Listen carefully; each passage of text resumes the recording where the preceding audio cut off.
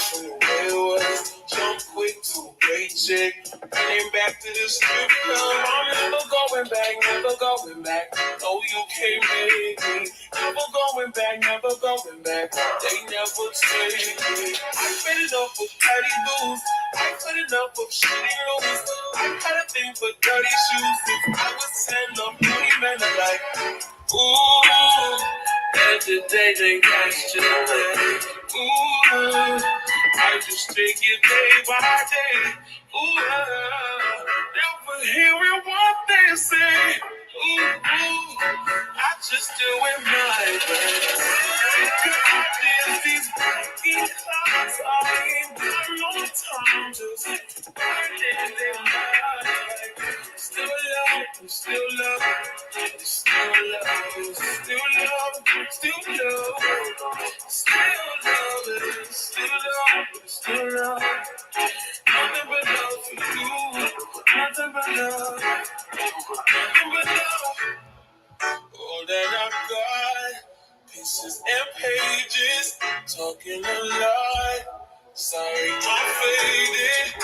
I forgot. You love me. I'm gonna let y'all get in because I know y'all not. Some of y'all thought I was not coming.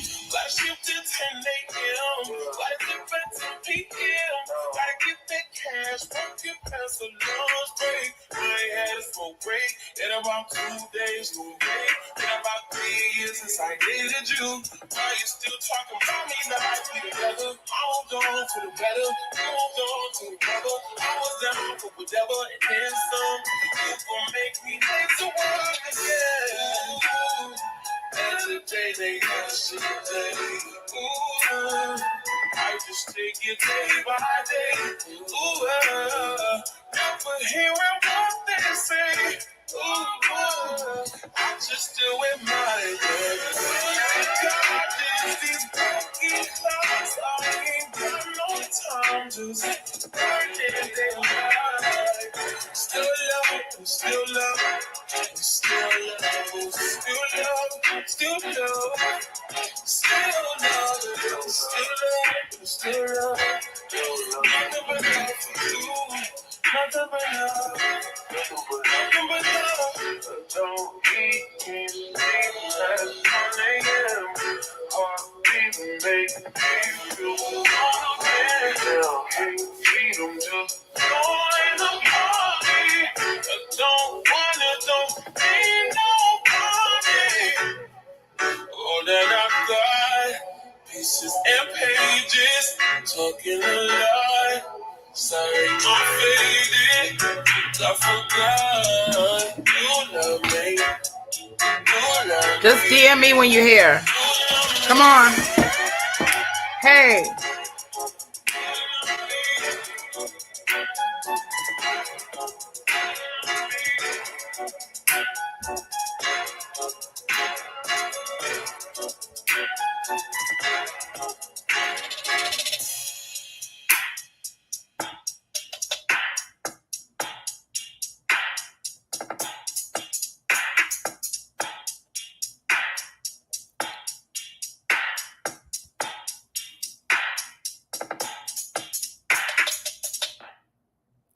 Let me just say this. I have said, we're talking about Love Island today. And before I go into my spiel about Love Island, there are a few disclaimers that I need to give. Number one, I have not watched one single solitary episode of Love Island. I don't have it in me during this time of chaos in the world to be overly concerned or concerned at all about anything that is going on between people and dating and love and relationships. I just don't have the capacity for it. So before we get started, this is not the place you need to come to have engagement with what's happening with Love Island. Okay? That's not what we're doing over here today. Love Island has found its way into my conversation, and it has found its way into this YouTube channel because there's some racist shit going on over there at Love Island. And it seems that this just happens to be, from what I can tell, a season that is has more Latin people on it than any other season before. And whenever and people are surprised how much racism is coming out of this season, because I mean, we have Latin people on there, we have a Black person, and it's like the way you guys don't, when we talk about white supremacy and all of the things that have happened when it comes to racism and how do we get to this place, it's because in order for white supremacy to reign supreme, there has to be an obvious enemy of white supremacy. And the obvious enemy of white supremacy would be Black people thriving. Black people loving themselves, Black people feeling good about themselves. White supremacy and the people that support white supremacy take it as a personal affront to their lives and their integrity whenever they allow Black people to rest in the beautiful Blackness that we have. They cannot go a day, a second, a minute, an hour without causing disrupt or disorder and chaos in the lives of people with Black and brown skin. And when we're asking ourselves, how does white supremacy thrive? I have told you guys day in and day out how white supremacy is allowed to survive just because Black men also support white supremacy, and they take their racist ideologies and all the things that they adhere with white men and white supremacy, and they've created what we call misogynoir, which is a complicated crossover of white supremacy and male patriarchy misogyny.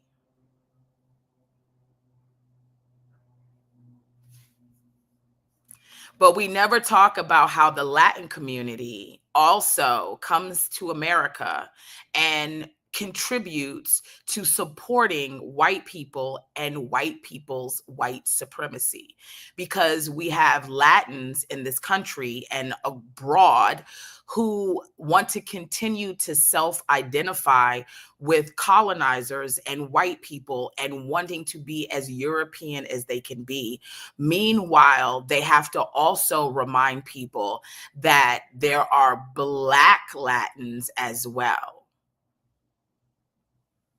And we have to constantly remind people that Latin and Latino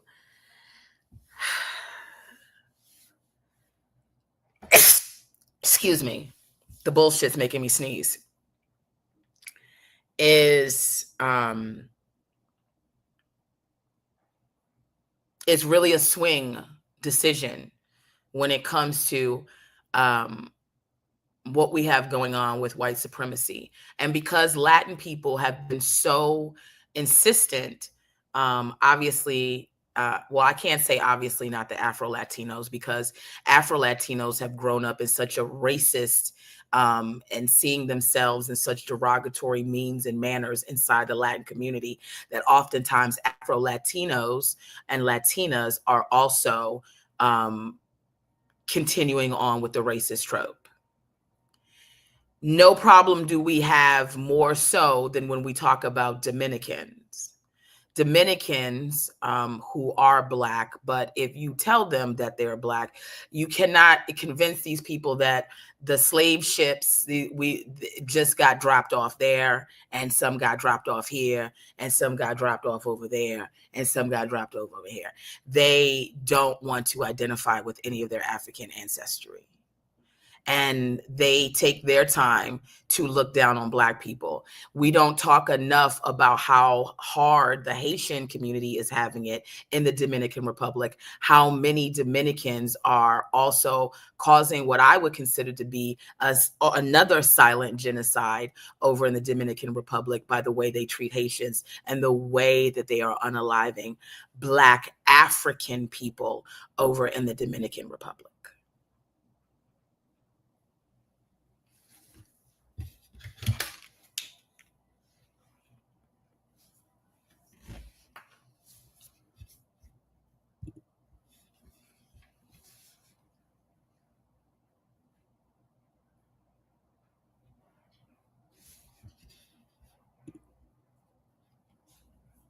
What I find tedious is that we constantly are having these conversations centered around this idea of confusion as to, I mean, but it's the Latin community. How could they be racist?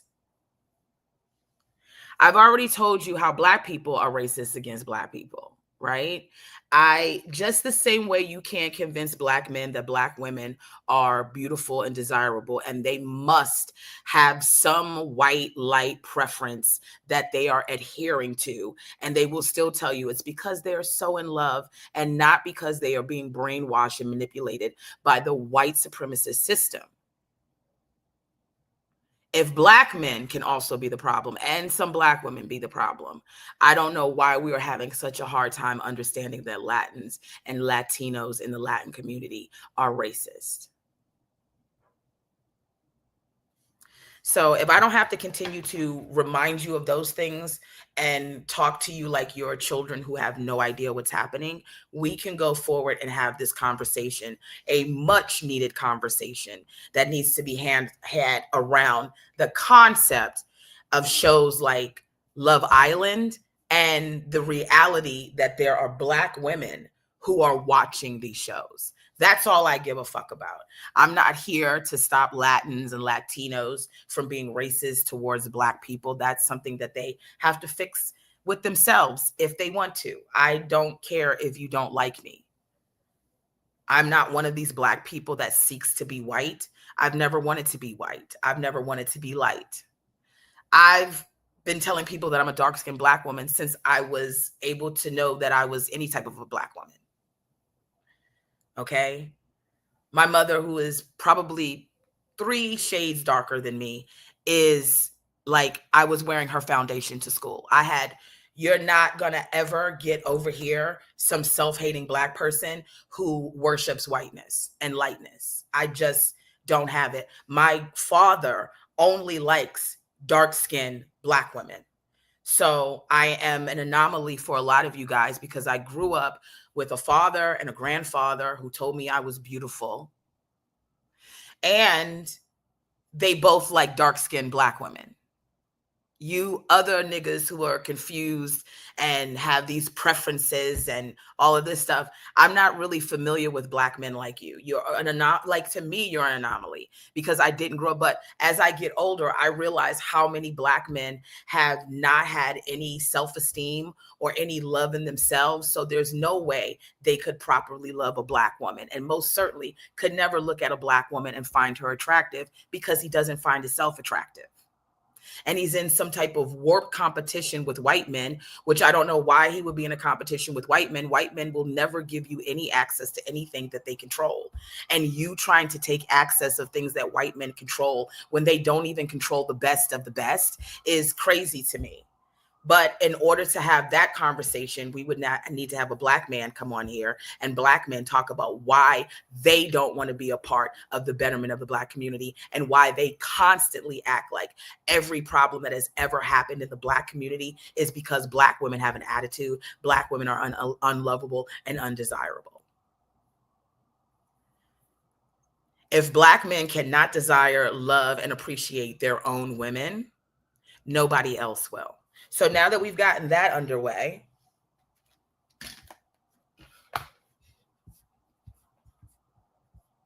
let's get to it. This young lady, I believe her name is and I'm going to read some articles, by the way. I'm going to read some articles. Hold on one second. You guys know I don't have a producer.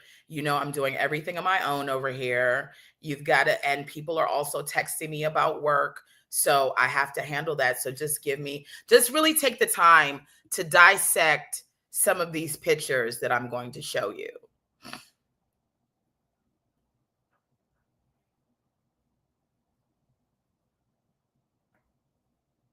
Somebody asked me about my calendar for next week.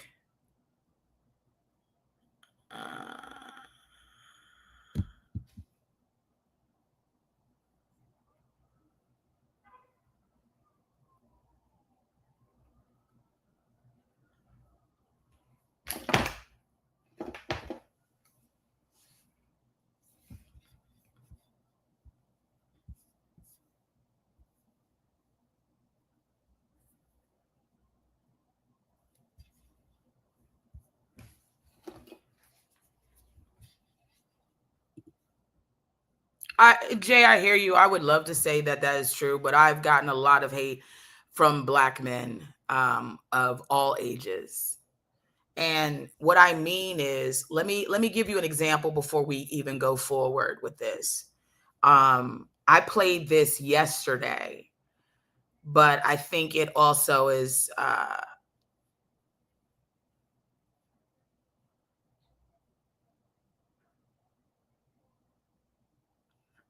Oh, here we go. American Eagle responds to black backlash over Sydney Sweeney's campaign and statement.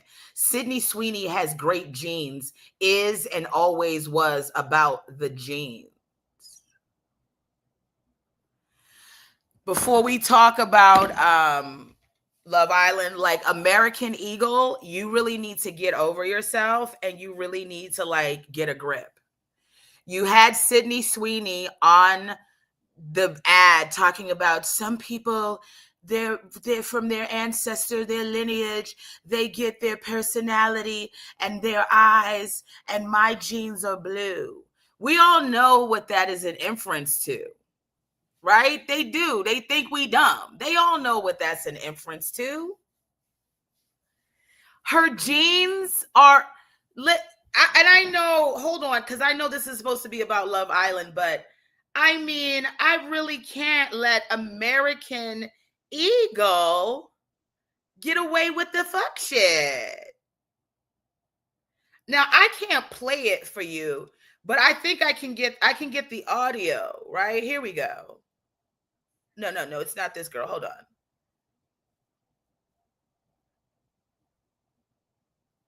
And then we're going to hear some girl talk about Sydney, why people are obsessed with Sydney Sweeney.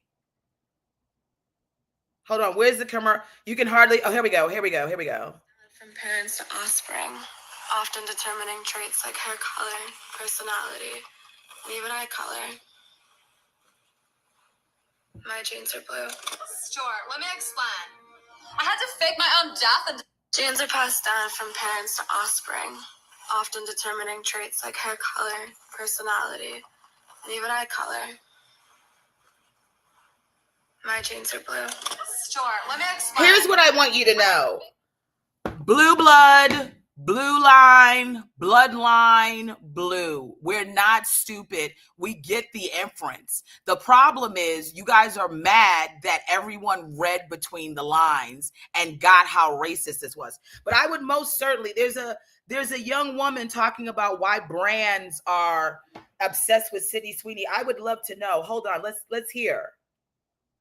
Sydney Sweeney. I walked into Sephora today, and Sydney Sweeney's the face of not one, not two, but 3 brands at Sephora. And she's been the face of over 9 brands. And it starts to make you wonder, she's not like Taylor Swift. Like, what are we missing on this hype? And I think the secret of why brands are obsessed with her is she hits multiple audiences. She can work on a car and target a man. She's funny and relatable, so that can attract multiple audiences. She's also very attractive, which has attracted a lot of men. But I think the big gap that brands don't understand is she can't target multiple audiences at once. Like her Dr. Squash soap attracts men and gets more men to follow her, and any of her more male collabs gets less women interested in her. And when she's the face of so many brands at Sephora, it dilutes her value. So I think brands became so obsessed with her because she's so multifaceted and can hit many audiences, but now it feels super saturated. So I honestly think there's going to be a Sydney Sweeney recorrection of less brands working with her, especially after the American Eagle campaign. But she is starting her own lingerie brand, so I think she's going to prioritize this. That actually might be good timing for her. Now, I will say all this. Alexa, who is Sydney Sweeney? Sydney Sweeney is an American actress born on September 12, 1997 in Spokane, Washington. She's best known for her roles in the TV series Euphoria and The White Lotus, and has also appeared in films like Once Upon a Time in Hollywood, Reality, and Madam Web.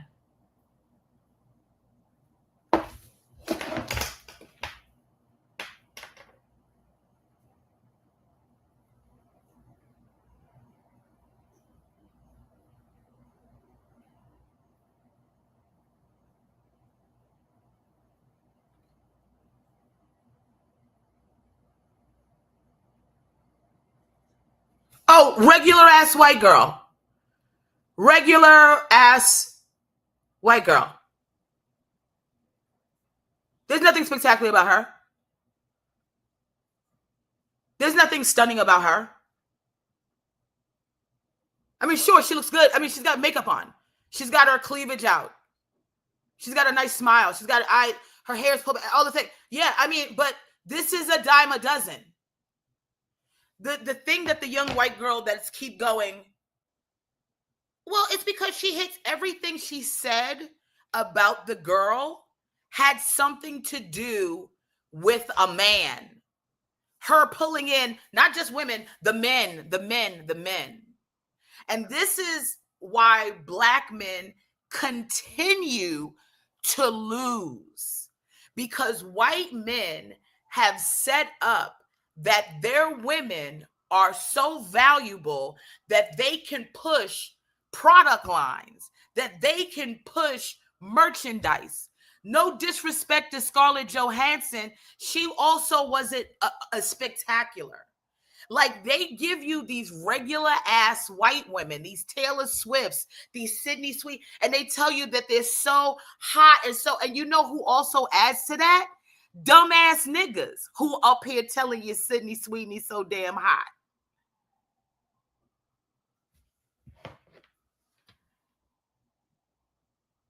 Nothing to write home. Let me get something, because even this, oh, they love this white girl, blonde hair, white skin. That's what they're promoting. It's not about the girl. It's any blonde, white woman is going to be, because that is what white supremacy is stapling itself to. White women. You got to have something the niggas want to fuck. You got to have shit the niggas want to own. So white men have all the money and they have all the power, and they told you that they have the most desirable women, not because they can prove it,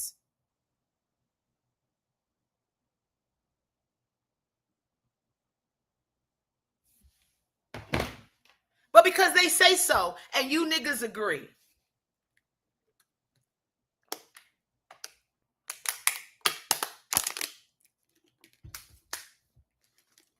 You niggas agree.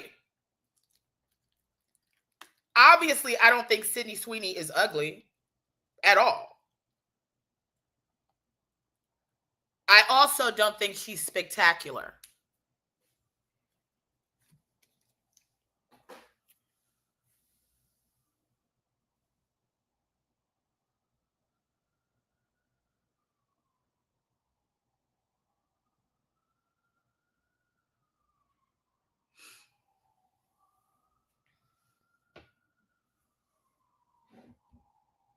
But for American Eagle to go, it's always been about her genes.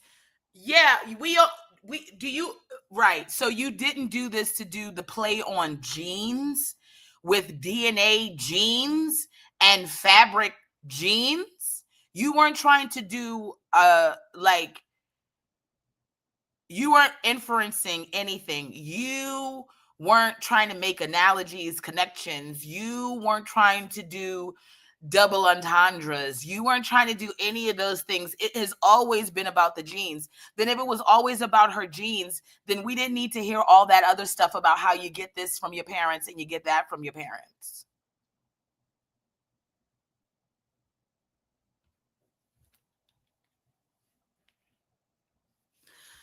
But most certainly, this young woman, to me, is not more spectacular than this young woman.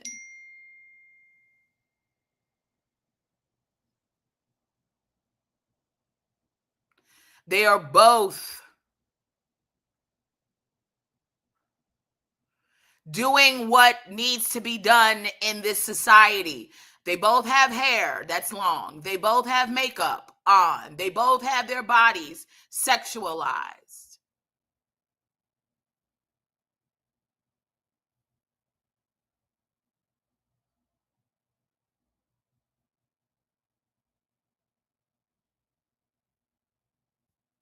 Yet and still, one is America's darling and another is going through a breakup, an embarrassing public breakup with a nobody.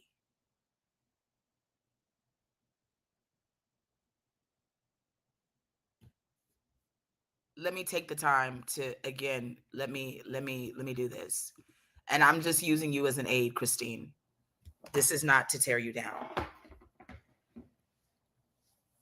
When we make comments like this, and I know you just came in so you don't know, but I'm using this because this comment, whether you believe it or not, this is a type of comment that American Eagle will but we get both of our genes from our parent. I pull from my parent. I mean, like, yeah. I'm not, and I know you didn't mean it like that, but I'm going to use this comment because this is so.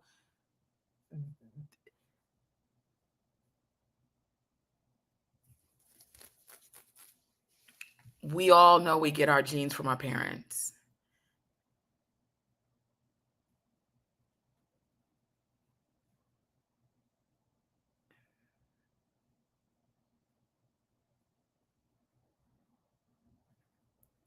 For American Eagle, a company that has already had problems in the past with how they depict and utilize Black people.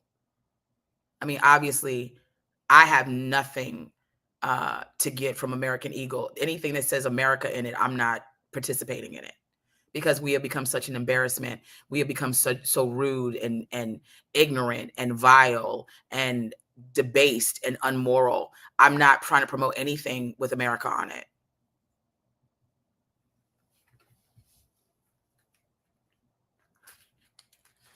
But the reason why they had white ass, blonde ass, Aryan ass looking Sydney Sweeney on this is because they want to appeal to their white consumers. Because unlike Black people, white people will not purchase or support any organization or company unless they are showing that they fuck with white people. That's why any conversation that we have around white people and white supremacy is always has to be preferenced with not all white people. Because heaven forbid we make white people feel inadequate or insecure.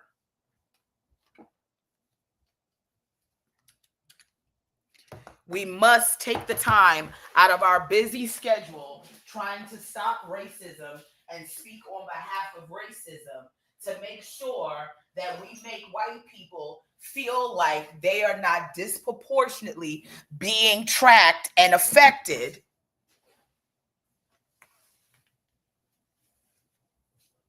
by any conversation we're trying to have around betterment when it comes to race relations.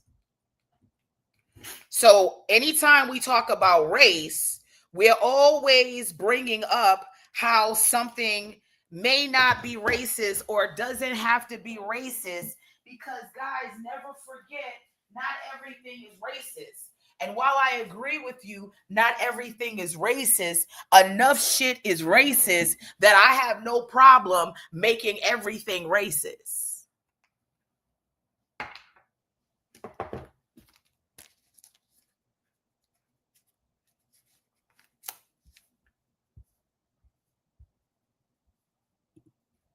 I know you do. I'm using the comment.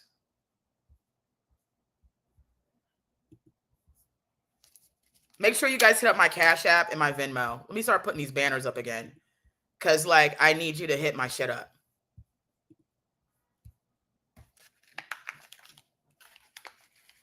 Oh, you guys think I'm cute? I'm just still in my workout clothes. Sorry, I fucked up.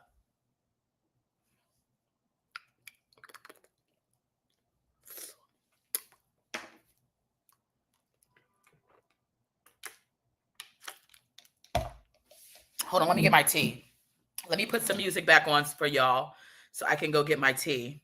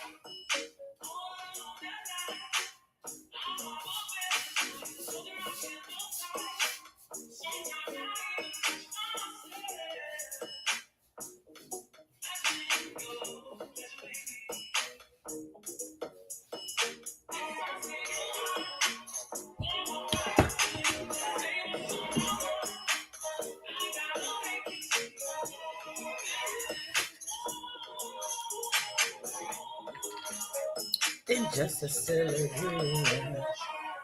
Wonder if you even notice me. You gotta feel me.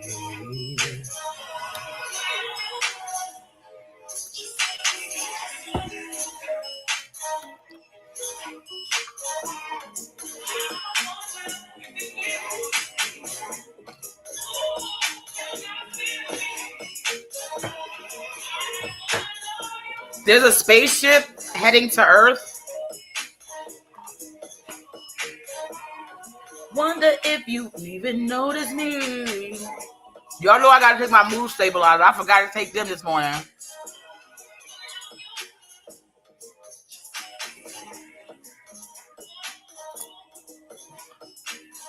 I'll post this mix up on X.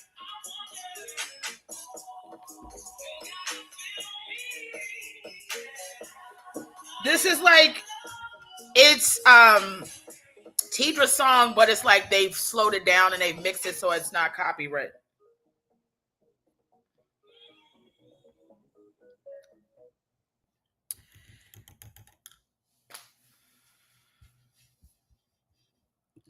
This young woman is on Love Island.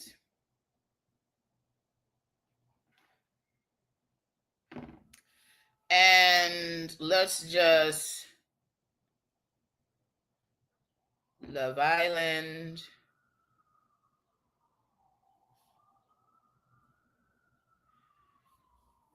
So the young woman is Jana.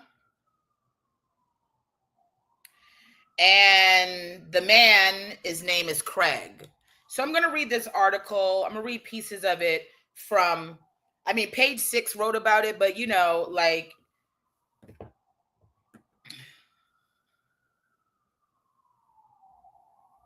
Refinery 29 wrote about it. It says here, Love Island season 6 couple Jana Craig. Oh, her name is Jana Craig. His name is Kenny. Sorry. His name is Kenny. It's Janae. Okay. Janae Craig and Kenny Rodriguez had broken up nearly a year after leaving the villa. As soon as the split was announced, fans immediately started speculating about what happened. Rumors about their ending began spreading like wildfire when social media users began noticing nearly all of the season 6 cast and hosts had unfollowed Rodriguez. And that's him. This is Rodriguez. Kenny Rodriguez.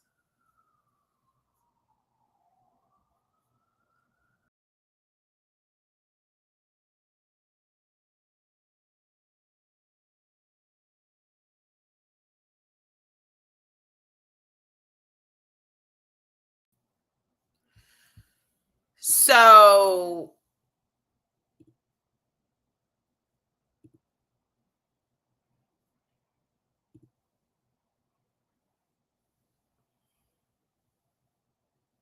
of course, when the host unfollows you,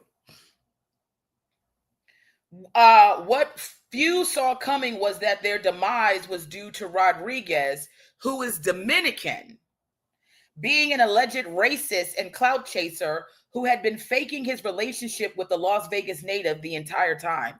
Craig confirmed the breakup on Tuesday when she shared a statement via Instagram stories. As you know, Kenny and I are no longer together, Craig wrote. Please know that I have seen all the breakup theories and none have matched up to how terrible, disgusting, and disappointing it truly is.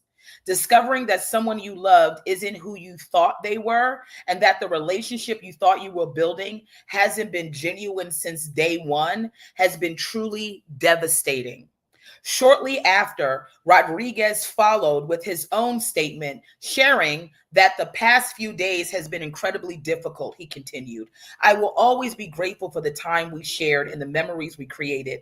I released this chapter with no ill will, only hope that Janae's path forward brings her nothing but happiness.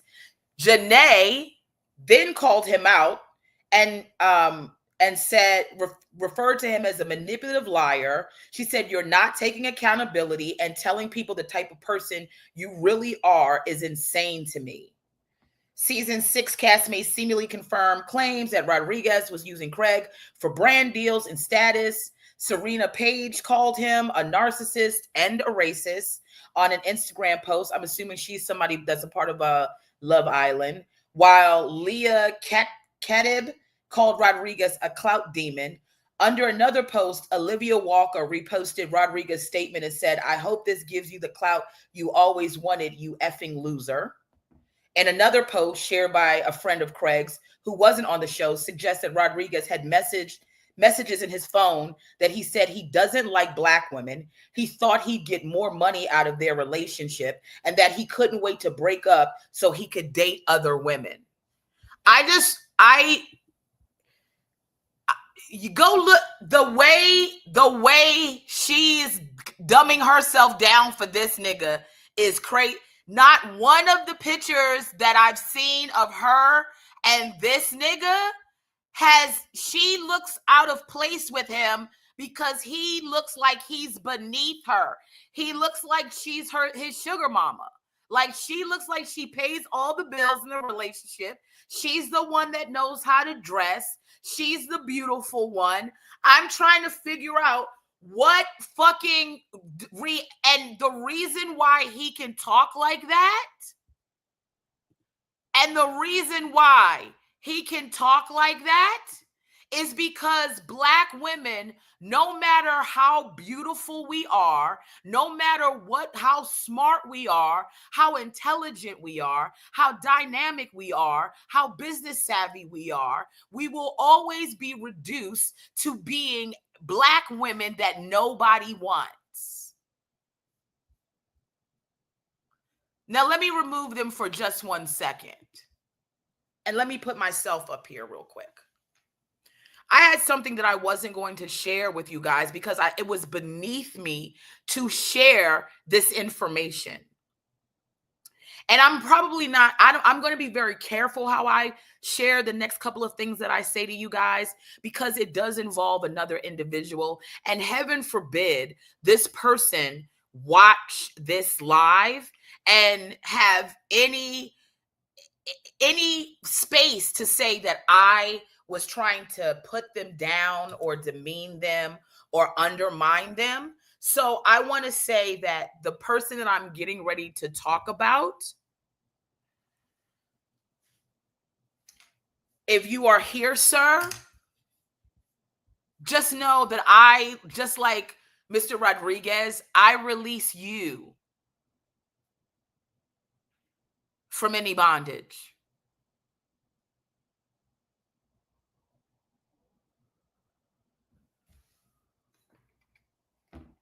I'm in a new time in my life right now, which is a time that I haven't been in before. So I don't know how to manage it. And along the way, I am making mistakes. No, it's not him. Please. We haven't seen him in a minute, and I pray that we don't. The way that I pray that we don't. But he will, if he's still on this earth, he's going to find a way to come back here and harass us. But we've been giving him such little play over here. And I have been, you know what I mean, just kind of laughing along with him and his foolishness, that I don't think he's ever going to get the shit that he wants to get over here from us.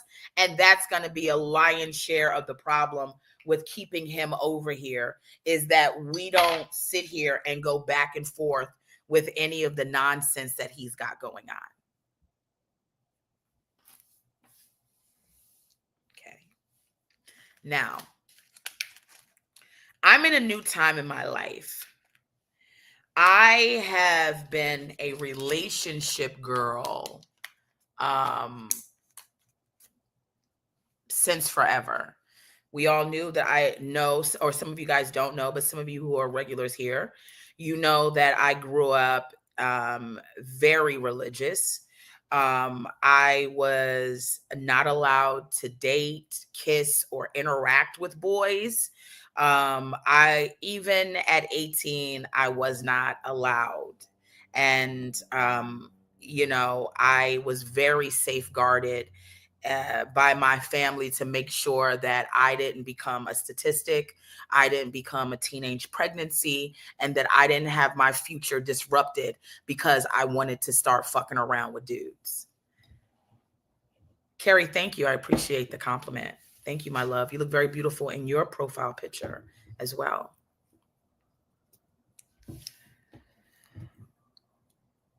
I have always been a relationship girl. And a lot of my commentary about my disappointment in men, namely Black men, has been because I did want to be in a relationship, and I was finding it very difficult to get into a relationship, and not because I was so unattractive and not because I was so fat, as everybody would want to say, and I'm unworthy and I'm so masculine and I'm undesirable. But that's what was constantly being told to me, right? So I said, well, let me go and start working out. Let me see if I can get some of this weight on me. Thankfully, I was able to take some of those shots, although I haven't been on Mounjaro, I keep calling it Mounjaro, and I don't know how long. I haven't been on at least 6 months, 7 months. All of this has been me. I mean, and God, and Naima, and anybody else who has helped me along my journey to weight loss. But I look good.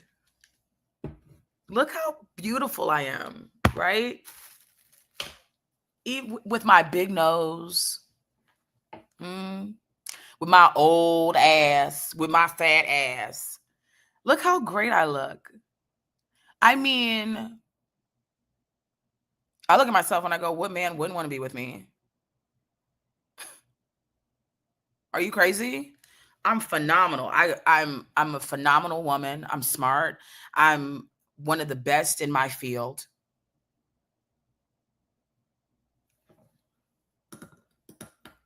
I'm fun, considerate, loving, all of those things. Why wouldn't a guy want to be with me? Any guy that I give time and space to who doesn't recognize how amazing I am and that he needs to lock me up is on him, on him. And I'm telling you that right now at Post Wall, Big Bertha, Two Cats. I have zero time for any man that isn't jumping over himself to be like, I cannot believe what an amazing woman I have access to. So I'm not in this space with a lot of and I'm not going to say it's young women because older women also have this. You have to really find yourself as a woman. And fortunately for me, I got beat down so much because of my looks, because of my weight and all of that, because of the way that I speak, because of my opinions, because of my intelligence, all of that, that I learned, and I had to learn for my own sanity, how to appreciate and love myself. It has been quite a difficult journey, and I have not always been as confident as I have presented that I am, because I did feel bad about myself and how I looked, felt bad about my weight. But I am smart, I'm amazing, I'm funny, I'm a good time. My nieces and nephews love me. My sisters love me. My parents love me. My aunts and uncles love me. I have cousins who love me. I have people who love me. And I got tight, good pussy. It gets wet, still at 46. Like the last guy almost slipped out. Okay? He couldn't believe it. I actually couldn't believe it either, because the reality is a lot of guys are such a turnoff for me that it's really hard for me to get moisture in my vagina for you. But this guy, I liked certain things about him. He was able to turn on the faucet, but he was also a loser.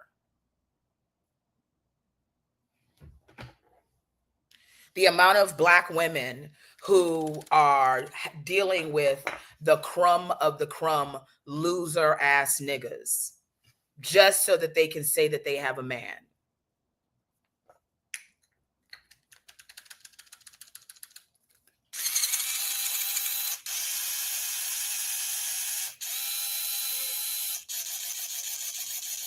I want women to get over, I don't have a man, I'm not attractive enough. There's no such thing as you're not attractive. Even when they kept telling me I was unattractive, it didn't stop niggas from trying to put their dicks and from successfully putting their dicks inside my vagina on numerous occasions and wanting to fuck me. That is never the problem. I need women to what they will do is they will act like they don't want to fuck you in order to get you in check. But if there is vagina available for a man, unless he is healed and going through some type of healing process, they are all available to be fucked. It doesn't matter. Some of the bummiest looking hood bitches, fat bitches, trailer trash bitches, no teeth, one eye, looking a mess, pussy stink, skin stink, don't know how to keep a house, can't cook, can't clean. They be having dick too. They be getting they fuck on. Do not let these niggas tell you that they're not fucking with you because of how you look. Whenever a man is not fucking a woman, it is a power play, because he knows that he can use that kind of shit against her to make her feel inadequate about who she is. I don't mean to have my breast in the camera, but I am literally I'm trying to make this a smooth process for me, and I cannot find the shit that I need to make it a smooth process. Oh, here it is. Anytime a man is not trying to fuck you and you're a woman, that is a power play. He is trying to get you to feel bad about yourself so that he can control you. These niggas are not healed. They're not, it's so funny, right? They're all looking for this woman that brings them peace because they're so peaceful.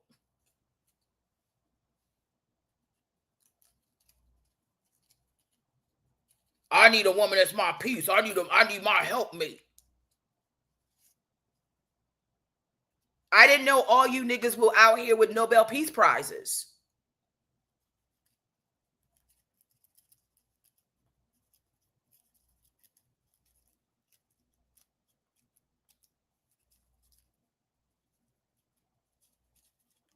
Find you a man that when he talks about the woman that he wants in his life, he's talking about how he can't wait to make her happy, how he can't wait to love on her, how he can't wait to tell her how beautiful she is, how he can't wait to have a family and build with her.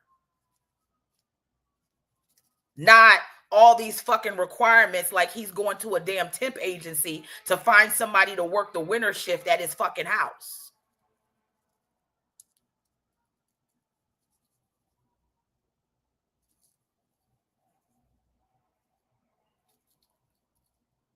And I used to fuck up and conflate the two myself. It's always, oh, well, nobody wants to fuck me. These men are not going to fuck you, women, because they know you want sex too. And unless you're going to do the shit that they need. But let me explain something to you. It is still women out here getting fucked.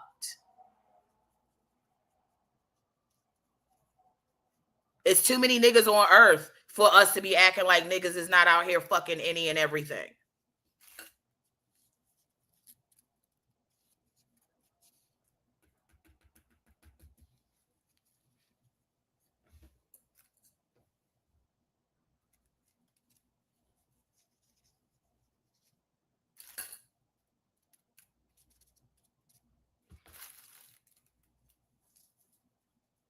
I recently gave a fuck nigga an opportunity.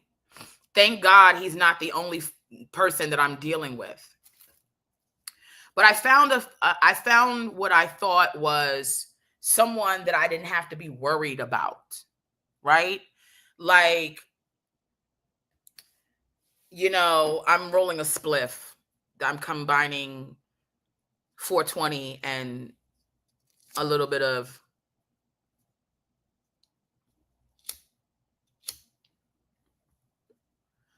I thought I had found somebody that I was like, oh, this nigga's gonna be simple enough. He ain't doing shit. He ain't got shit going on. He thinks he has something going on. And maybe he will. No, I'll take that back. He has a lot of ambitious ideas of what he wants to do. But he is by no stretch of the imagination doing them. But also, I'm in a different season in my life where I don't want to be in a relationship. I don't want to get to know you more than I need to know you enough to want to fuck you. I don't want to know about your family. I do want to talk to you, you know, like every guy that I'm dealing with, I want to talk to you on the phone and from time to time, but like, I don't want to be in a relationship.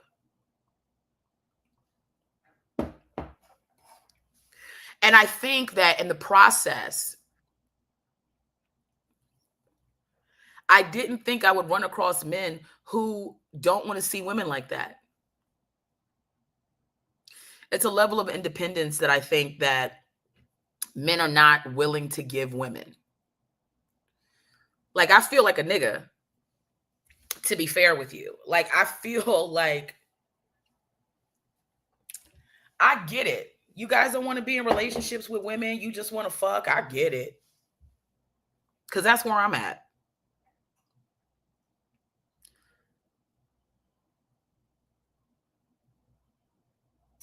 It doesn't change. The men are not going to change, ladies. They're not. They're telling you honestly, even though we don't agree with the shit that they're saying and we don't like what they're saying, a lot of these men are telling you honestly what they want from you. They want you to be their maid. They want you to be their mother. They want you to bear the children, to clean the house. They don't want to interact with you outside of putting their penis inside you or putting a fork in their mouth from a meal that you're trying to put inside them. They don't want to be bothered with you. And every now and then there'll be a man who goes, I love my wife, but you gotta, like, do you really love your wife? Do you spend time with your wife? Do you really? And I have to be very honest. I don't want to spend time with a man like that. I'm not interested in it at all. But as much as I say that, I am still a Black woman. So everyone assumes that I must want a man. And the reason why I must want and need a man is because don't no man want and need me. Isn't that crazy?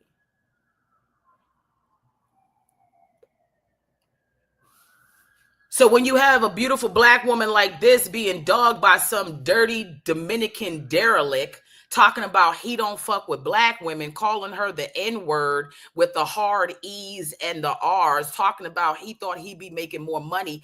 The fact that this scroungy looking dirt daub can even open his mouth like he's better than her, that is only because society has propped up white women so much, propped up colorism so much, propped up light and white skin, light and white European features so much that a dirty dog Dominican derelict got the nerve to think that he is being disserved because he has to waste his time trying to get on by using a Black woman who is out of his fucking league.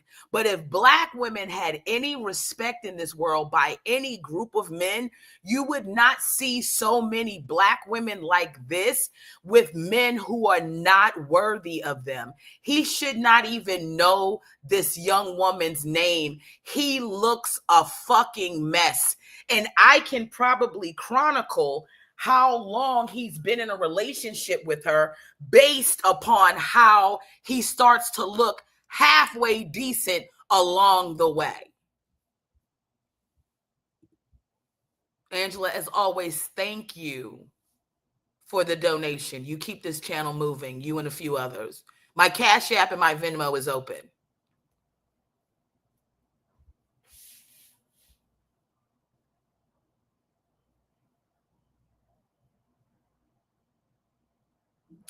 You guys can say all you want. Oh, Yamanika, you're just mad. You're fat. Nobody wants you. It's not all Black women.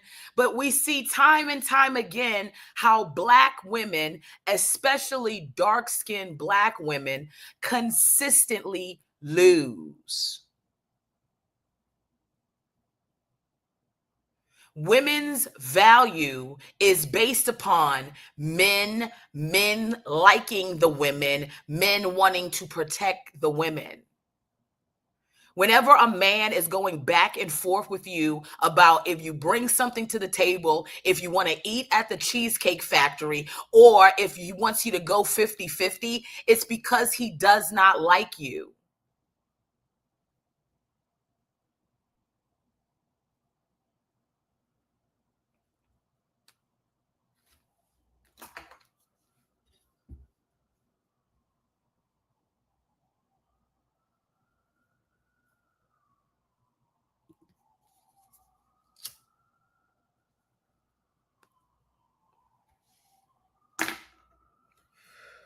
It's the same way I told you that Shannon Sharp don't like his kids. The way he was okay with saying, my kids know I'm their last option, I'm their last resort. You could not possibly like your kids.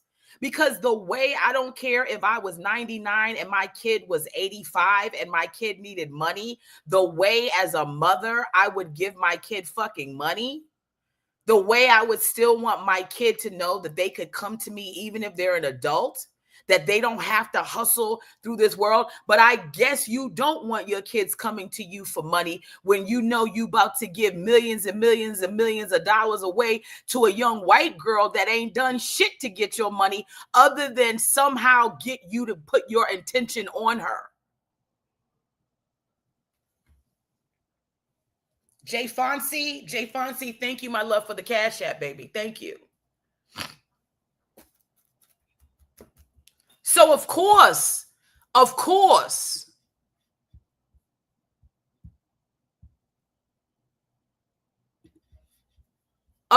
he thinks it's okay for him to talk shit about this gorgeous girl. And I don't want to hear, oh, she look good because she got a hair weave and makeup. I don't get, every bitch is wearing a hair weaves and makeup. The white bitches too. Please show me Sydney Sweeney without all the shit and the touch-ups that they got going on. And then black men constantly gaslighting black women with the, oh, y'all wear all this makeup and all weave and eyelashes. But every woman that you ever act like you like is because you're going on about how white women's hair look, going on about how white women's faces look, all that kind of shit. So when black women try to even appease to that, you got the nerve to tear her down. When I think it's crazy anyway when black women trying to look like white women because it don't look right on us. I understand the weaves and shit. You want to get your little hair weave and you want to switch it up. But a lot of this trying to like look like a white girl and all that stuff on black girls and black women, it don't look good. These niggas can talk about my big bell pepper nose all they want. My big pepper nose looks good on me. Oh, Jay, that was you. Thank you, my love. Thank you for the Cash App. Yeah, my big nose, all that shit. All that look good on me. Lips, all of it. I'm mad my lips ain't bigger than they are. My lips is kind of flat for the, I want them bubble lips too. I can't look black enough.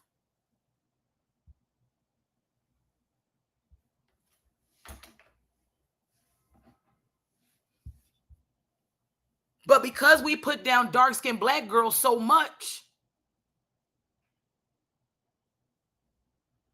you can't see no beauty in her. I'm telling you right now, Jose Canseco, don't nobody want to fuck with you. No black woman is lining up for this nigga except for the pick-me's. He don't do it for me at all. What the fuck he talking about? He don't like black women. How many black women is lining up to be with this nigga? He look goofy. He look young, lame. He look whack. He look like he ain't got no dick stroke. He look like he ain't holding. He ain't carrying no kind of real dick. He look like he don't know how to fuck. He look like he needs somebody to fuck him.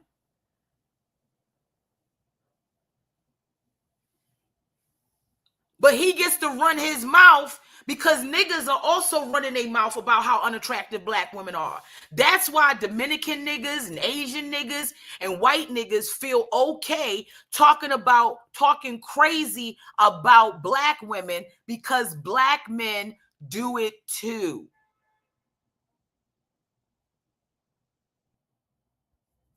You can't keep black women's names and shit out of Andrew Schultz's fucking mouth, and he's sitting right there next to a nigga.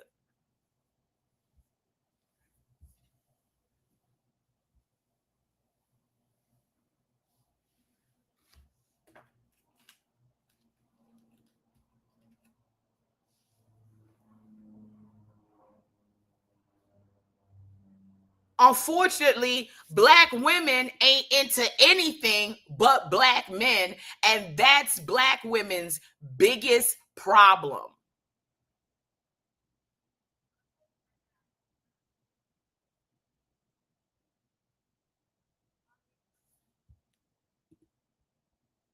The amount of black women, I'm waiting for my black king. I'm gonna wait for me a black king. I'm waiting for a black man. I'm holding on to my king. I'm gonna wait for my king.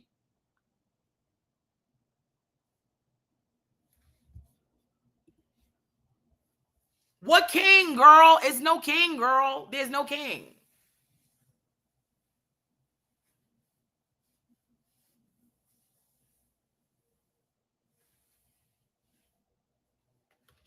There's no king. Andrew Schultz didn't bat an eye when he said that wild shit. And I used to be friends with Andrew.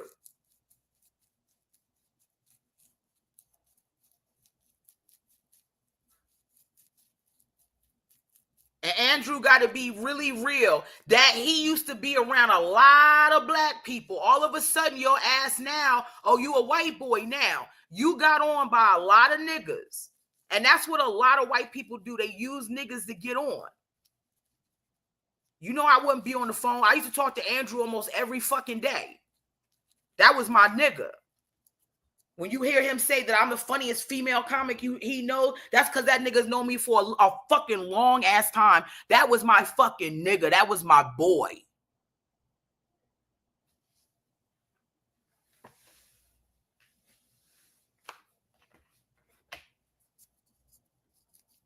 And to watch that nigga run his mouth as crazy as he's running his fucking mouth, but then he's sitting there next to a nigga.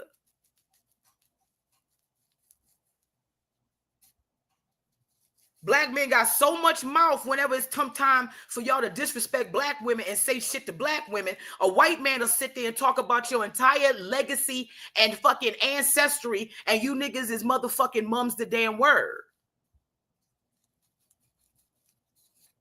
Sitting there whistling Dixie while he goes in on all the women in your fucking community. But the reason why he can do it is because you niggas do it.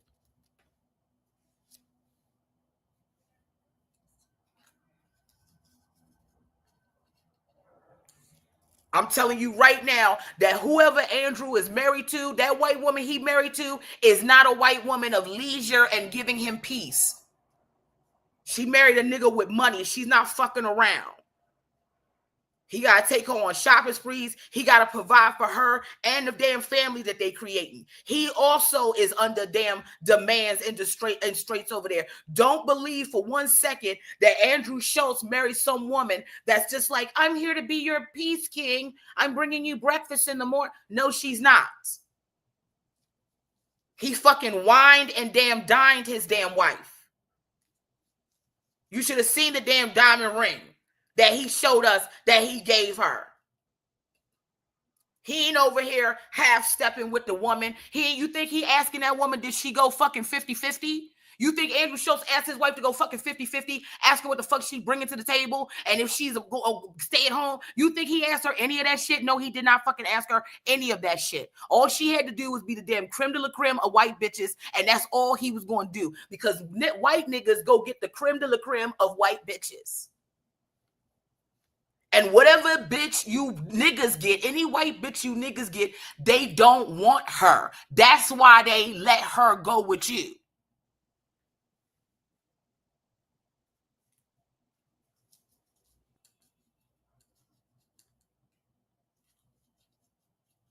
I said something to Andrew when he said so. I said, yo, the Taylor Swift thing, you said, how could you even say that? Better than Michael Jackson.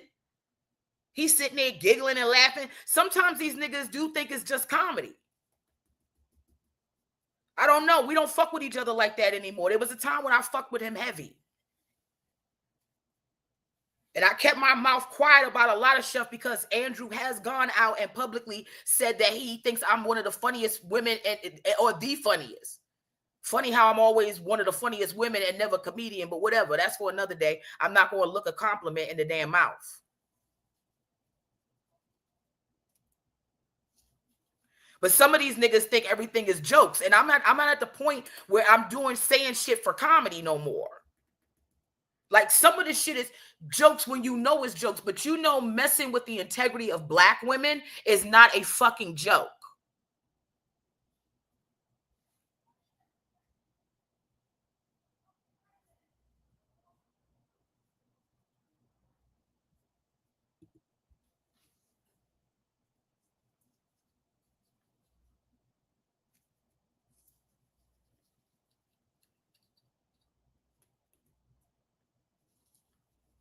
Let me put it to you like this. She may not be no model, but I'll tell you one thing. He knows for certain she ain't no woman that's going to be fucking with no niggas. And I guarantee you she ain't got no niggas in her track record.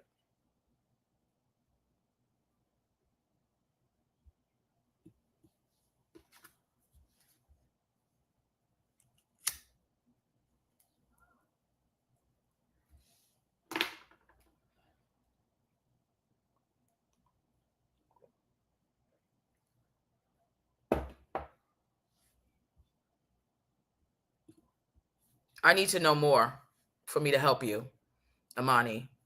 I need to know more about this microaggression. Restate the question, my love, and then also put an example in, and I will answer that question for you.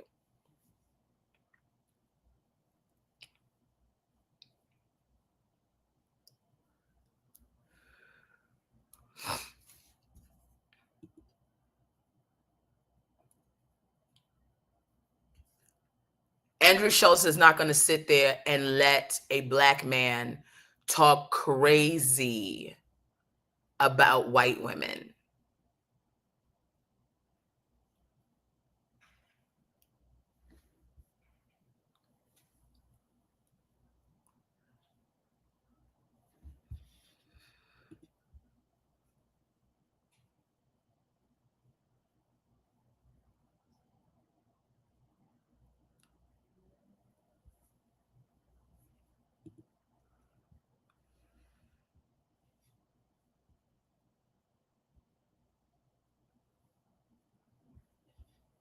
She ain't no diva. And this, I'm not here to hate on his wife. I don't know her like that. I didn't go to their wedding. I wasn't fucking with him like that.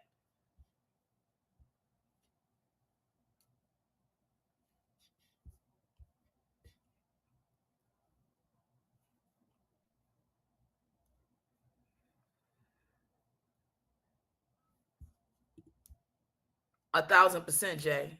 Of course.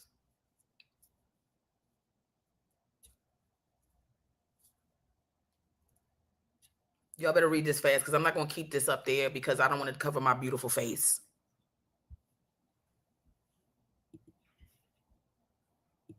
It's my boss. He was drinking at the job after work. He mentioned renting a dog.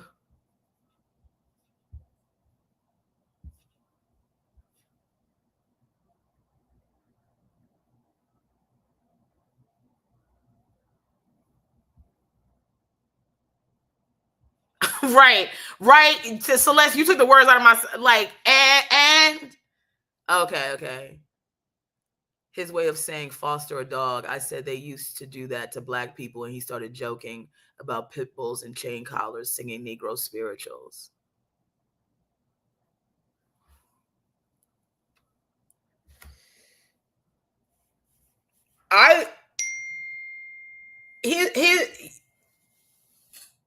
Here's what I'll say to you about this. Like, the fact that you introduce some type of conversation about race puts him in a place where he can feel like he can go back and forth. I'm not excusing it. I'm just saying, and I'm giving you the real, because I don't be protecting white people like that. But when you go, they used to do that to black people. You put it in a space where it looks like it could be part of a joke. I'm just saying this. I don't know what his inflections were. I don't know what I don't know how deep in the weeds he got with it, but I'll tell it to you like this, right? And I'm not shrugging off how you feel or any of those things. Is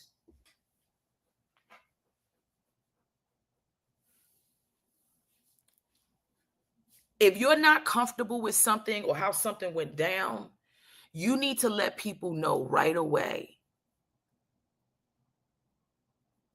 And if you can't have those conversations with somebody because that's your boss, then don't get familiar with them and don't add anything extra. Don't ever give your character or your personality or emotions to people that you cannot 100% be yourself with. So he gets no opinions. He said he can say whatever he wants to say about a dog. Okay, boss, I'm glad to hear it. All this, and they used to do that to black. Like, why did you say that?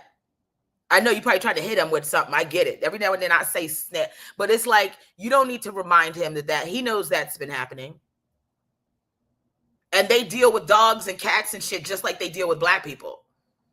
Like, they're mad at us because we won't just go to get in a kennel and wait for them to come home and bark at the door and walk around in a circle chasing our tails. Because they also think black people are animals. That's why the ones that are good to them, they always treat like pets. They're their good little boy.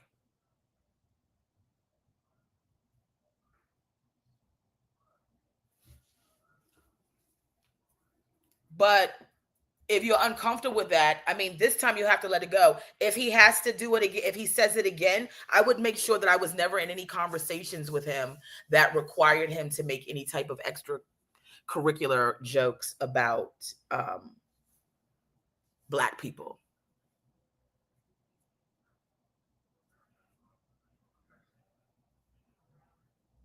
From now on, it's hi, boss, goodbye, boss. Yes, sir, no, sir. That's it. I'm sorry, guys. Give me 1 second. This, okay.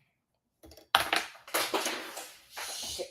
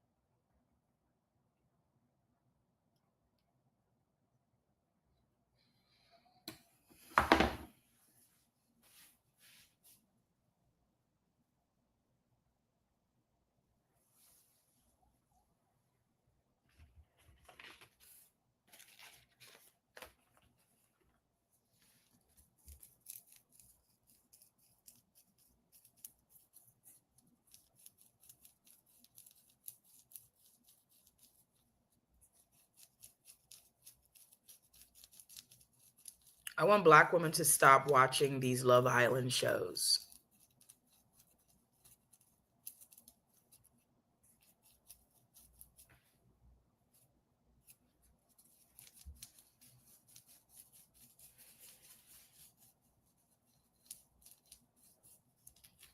Black women, we are powerful enough and resilient enough. We don't have to add commentary to these shows. And unfortunately, I'm going to tell you something that I wish I didn't. I don't care if Black people go on these shows. We will not be watching these shows. Black women, do not put yourself in a situation where we're not dealing with reality. We're dealing with social experiments. The reality is not that white women are better than you or you're so horrible because you're a Black woman. The reality is, for the people to be in power that need to be in power, whiteness must reign supreme. And you are the antithesis to that. So no one can act like you're beautiful and worthy also. It has to be, she's beautiful and she's attractive because you're not beautiful and you're not attractive. And she's beautiful and attractive. You're not beautiful and attractive. It can't be she is beautiful and attractive and you're beautiful and attractive. They wanted a zero-sum game over here. She's beautiful, everything, her skin, her white skin, her hazel eyes or blue eyes, green eyes, her blonde hair, it's all sounding very like you know whoey.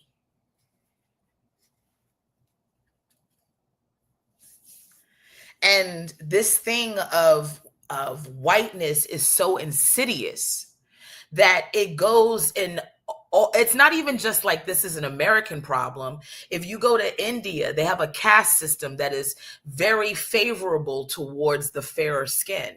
Everywhere you go, the fairer, the lighter are the ones that have to win, and the dark Black ones are the ones that have to be subservient and suffer. What is this insidious demon that keeps trying to get us to make distinctions based upon the color of our skin?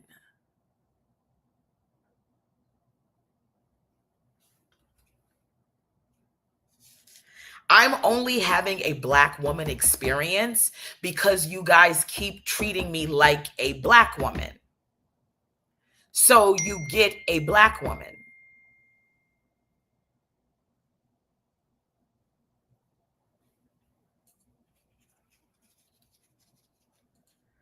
But as I am defining what it means to be a Black woman and also what it means to be myself, I'm giving you enough examples, and so are the other Black women on this earth, that there is such a beauty and a depth and a deep emotionalness to us, a loving tenderness to us. For as much as everyone says that Black women have an attitude and Black women are mean and nasty, it seems like every time people are in trouble, you go to a fucking Black woman.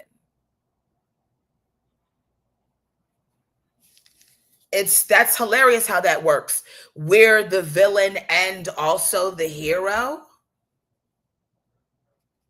That's crazy.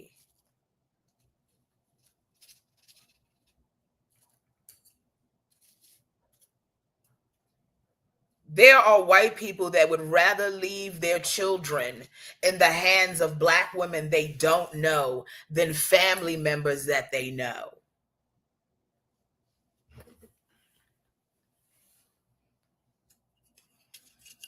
But we have an attitude, according to Schultz, we're, mean and nasty and with our attitudes. Never mind that in this New York comedy game, there are so many reputable Black women in stand-up comedy that Andrew Schultz knows that is not like any of the descriptors that he tried to use when it came to Black women. There are women like myself, like Zainab Johnson, like Chloe Hilliard, Amina Amani, Janelle James, Dulce Sloan. I mean, the list on and on and on. And I'm sorry if I missed anyone. I missed a lot. There are so many different Black women that you know in comedy that don't fit any of the fucking tropes you just tried to utilize. I probably come the closest because I'm out here doing the shakes.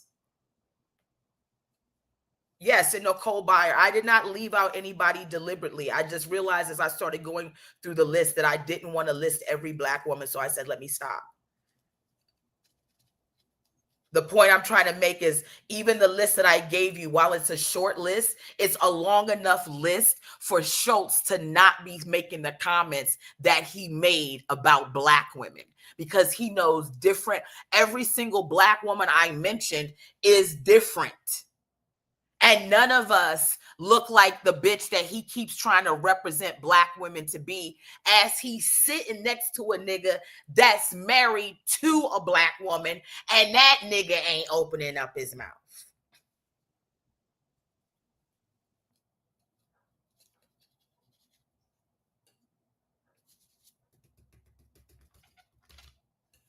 I'm not talking about the stand-up, and let's not get sidetracked.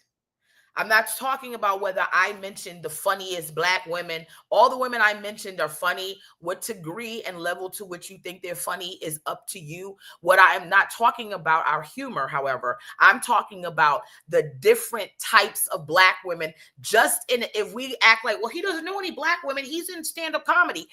All these different Black women I mentioned know him. He knows them. We all don't have the personality that he just described. So he is able to do a serious ass litmus test when it comes to, do you know Black women like this, Andrew Schultz? You don't.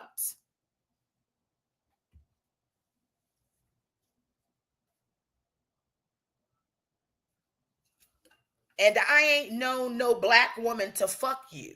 Maybe you fucked a few Black sisters here and damn there, but I don't like. And there's a way in which, and because Black people say, oh yeah, all the white men are like that who do that, and that's not true.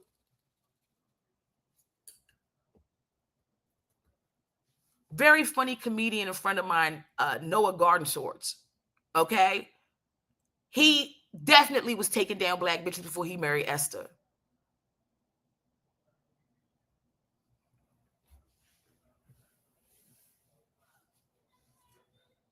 You think he out here because he with a white woman? Oh, let me talk crazy about Black women? Not once. He's very respectful to Black women. Every time I call over there and I talk to them and I'm talking about something, and it's something with Black women and what they get it. both of them, they get it.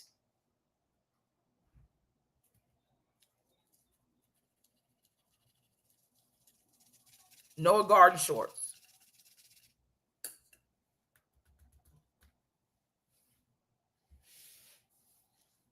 He didn't play around. Sometimes people get it and they understand and they do what they're supposed to do. And then sometimes people want to make jokes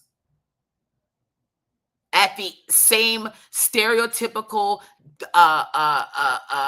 defense. Oh, it's just jokes. You don't have no different jokes. That's why I used to hate to do roast battle. That's why I always tell people the person that roasted me the best was JP McDade, because even though he used race jokes and things like that, he didn't go through the typical trope. It was very smart. He really got to learn my background. He didn't make it like I'm ghetto, I'm a this, I'm a that. It was great. The amount of times that I roast guys and all they think they have to do is say, oh, she's fat, oh, she's black. Like that's a fucking punchline. Ugh. Ugh. Matter of fact, you tell your mother, you tell her, I told you to tell her that it's never too late for her to have a late-term abortion.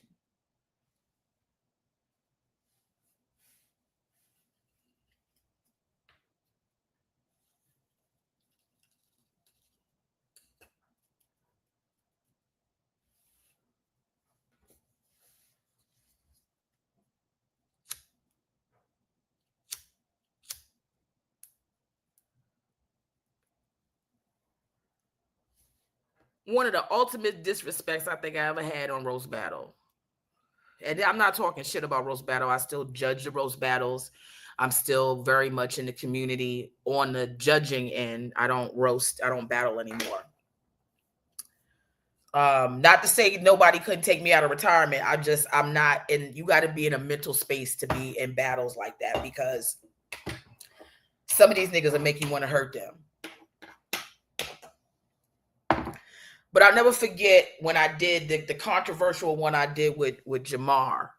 And not Jabbar, I'm sorry. Jabbar was in it. I did me and Kurt Metzger, we battled each other. And they got the wave on the roast battle. And the wave comes out and they can be somewhat of a distraction because, you know, they're coming out in the middle of jokes and stuff and punchlines and doing all kinds of crazy shit. So not only do you have to keep up with your jokes and make sure you stay on top of your game, you also got to be prepared for whatever the fuck they about to do, and you don't know what they about to do. And so what I will say, the fair thing about the wave is they do something for each contestant. So if they do something funny, like a funny gag or something, to make fun of one of the contestants, one of the roasters, they will do one for the other one. So it's not like it's just aimed at me. So I'm not taking personal offense, like, oh, they decided to kind of roast me. It was what they decided to use as a thing to roast me. They had Jamar dress up like Eddie Murphy in The Clumps. He was like a welfare mama, right? Big fat titties, big ass, wearing a muumuu, had on a horrific shake and go blonde wig that hadn't even been brushed. He was holding a baby and a stroller and also a bucket of chicken.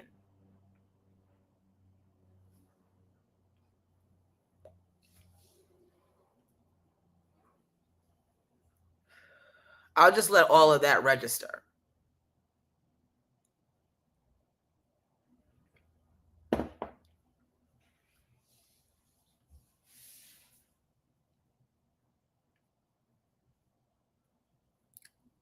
And I'm just standing there in a red, velvet red suit, like a one-piece suit, jumpsuit, feeling hot, just knowing I look good. And imagine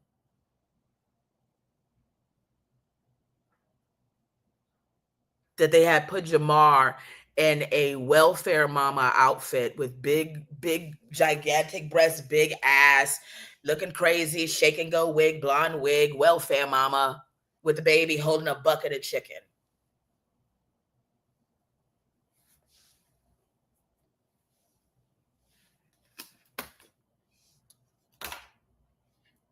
And I'm sitting there looking good in a red.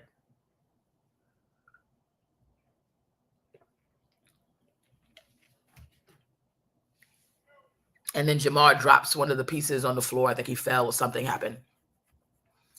Or the box tipped over because he had all the shit, and one of the pieces of chicken fell on the floor. And I reached down, I grabbed it, and I ate the chicken. Listen, fuck you and fuck that chicken, right?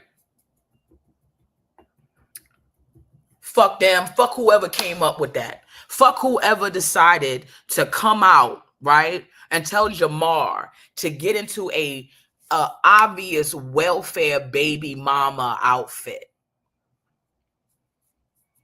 with a bad looking shake and go wig. Honey, on my best day, worst day, I wouldn't put that wig on.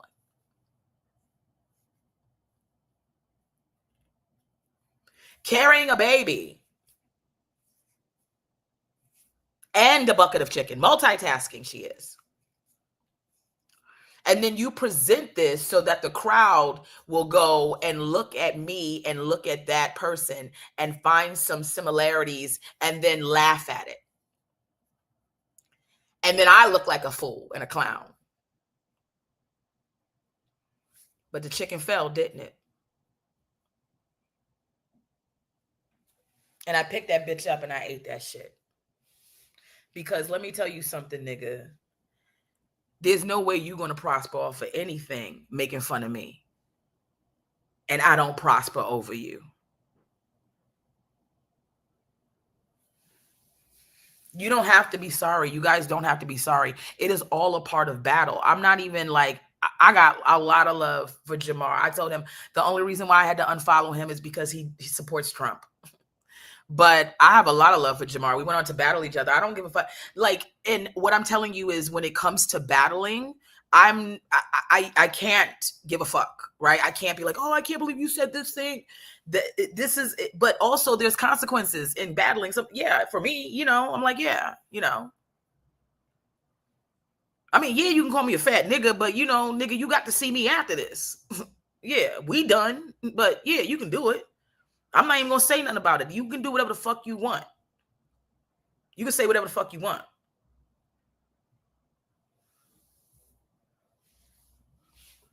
But imagine I'm going into an arena where guys are just doing hack shit because they can use the fact that I'm a black woman, the fact that I am overweight, the fact that I am older now, all those things against me, and just from sheer fact of being a woman. When I judge roast battle, this is why I'm always and the guys don't like it, and I don't give a fuck.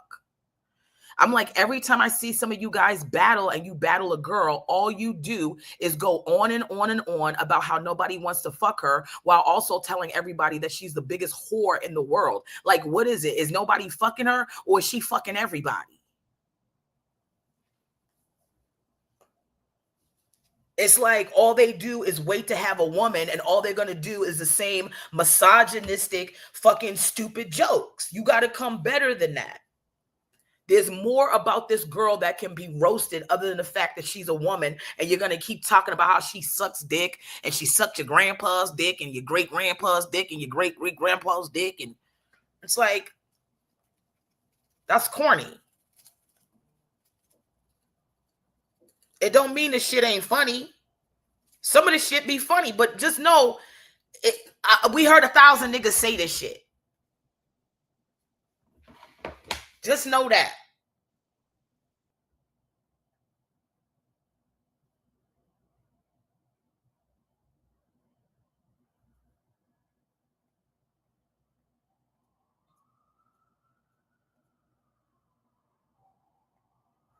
People are getting their ass kicked because you're not fighting back. If you don't fight back, niggas will kick your ass.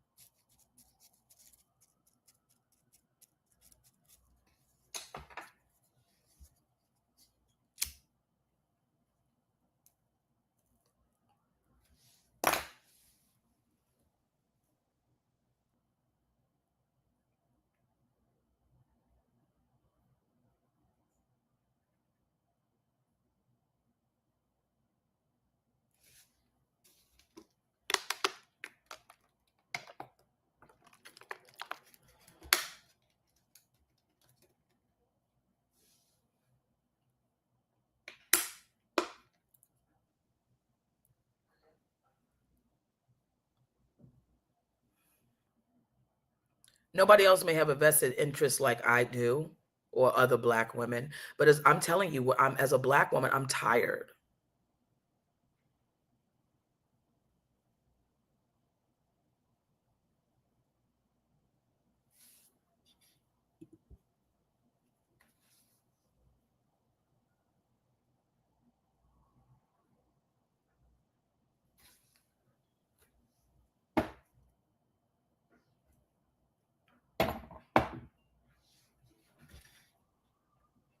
Girl, I think Steve is mentioning him not in the way most people mention him. Thank you for having my back, though.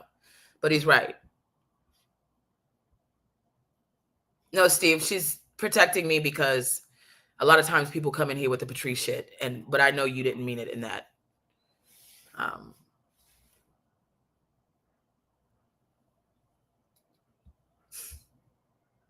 I love you both.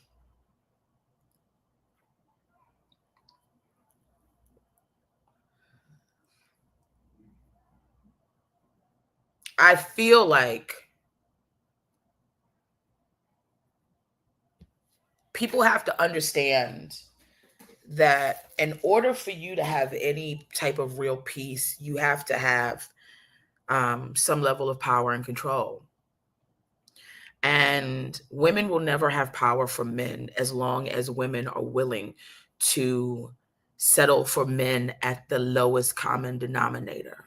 And there are too many men who are at the lowest common denominator who are able to have access to women because there are so many women that can't wrap their idea around being in a world where they don't have a man.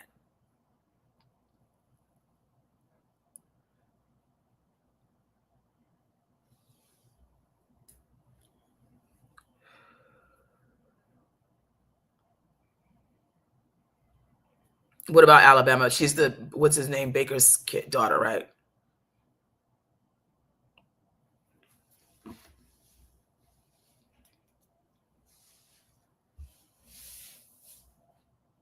I'm out here constantly giving niggas that are not on my level time. And people go, what does she mean by her level? She looks the way she looks. She's unattractive. She's old. She's at what level? I mean, just the person that I am. Fuck looks aside, right? Like the dynamic person that I am. I have not met a man that I was like, wow, I really hope he sees in me what I see in him. I haven't met that. I have not. I had no clue what the fuck I was doing. And I'm telling you that now as an older woman, as I see what it really means to really like have the concept and desire of love and value and appreciation, the way I can tell you now, you don't get it. You don't fucking get it. And I'm not trying to shame people.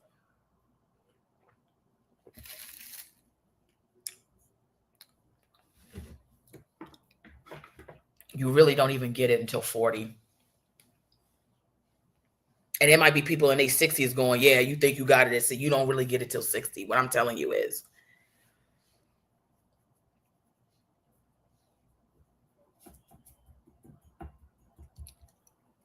we really got to, people have to figure out what the purpose is, what their purposes are.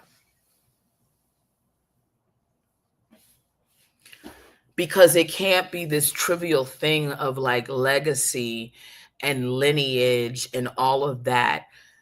I want to leave what does it benefit? I'm not saying not to leave a trail of love and happiness and positivity for the next group of people that inhabit the earth. I'm not saying don't leave them beautiful environment and, you know, yeah, let's keep working towards progress. But at some point we're going to start out swiping ourselves, right? I'm not saying don't be an advantage to the world. What I'm saying is it doesn't make me any, never mind what you have to say about me when I'm gone, unless I'm not still here to hear it. Like some people's egos are so crazy that even once they've left the earth, they still want niggas to remember them.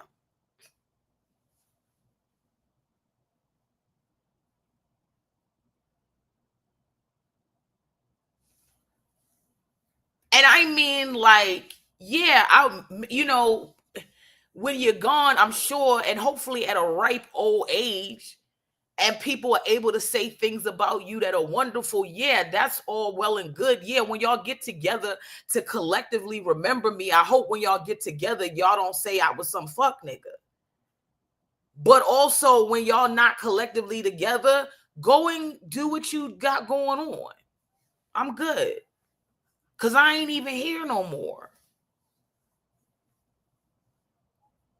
You know, heaven forbid any of us. Hopefully we all make it to a long, beautiful life.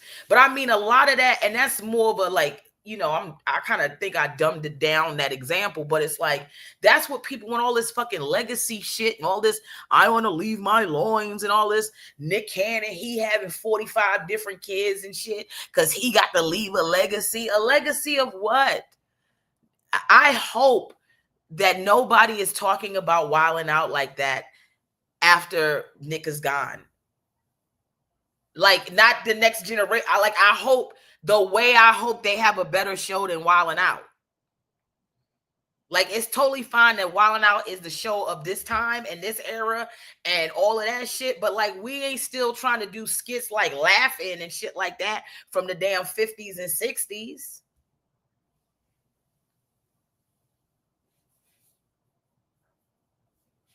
It's very few motherfuckers that's going to be a damn Picasso. And them niggas was the first to do the shit. They ain't no more first to do shit, really.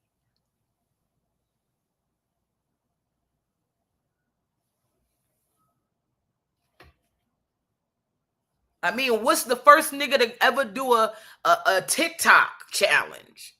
Is that his legacy?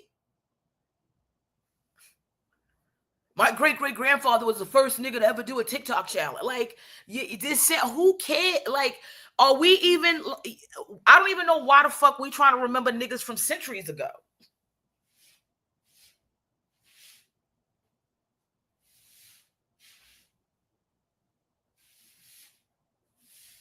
It has never been beneficial for any of you all to know anything about Galileo. Unless you're an astronomer or whatever the fuck you dealing with the damn solar system. Nobody needs to know fucking Galileo but the niggas that need to know Galileo. But it's only going to be a few Galileos, a few Picassos. And it looked like all them niggas' names that we going to remember end in O, because it's easier. They be like, oh yeah, him. Picasso, Galileo, Jose Canseco.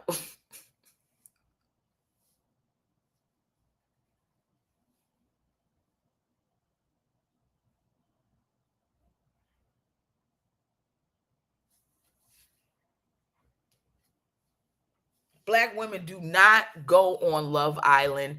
Don't watch the shit. If there is ever, I gotta take my glasses off because you gotta see me. Black women, if there is ever a show that is pitting Black beauty against any other beauty, do not go on the show. You will never be the chosen one. It is impossible for you to be the chosen one because you're not what this society is promoting. So it would only benefit you and your spirit to avoid places that will trigger all of the things they want to trigger in you, which is you feeling unloved, unprotected, unvalued. Okay? Don't go on the show. Don't watch the fucking show. Stop going on these dating. Stop going on these I'm married at first sight. And all. Stop it. This is not for you. Let's take the time to support other Black women creators who are trying to give you women stories that you can really look into and absorb and enjoy and feel seen than us constantly trying to get this whitewashed world to see us.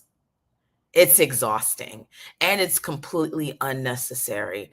I am the most beautiful I have ever been in my life at this very point in time. And that's because I know who I am and I love who she is. That had to come from me. Okay. So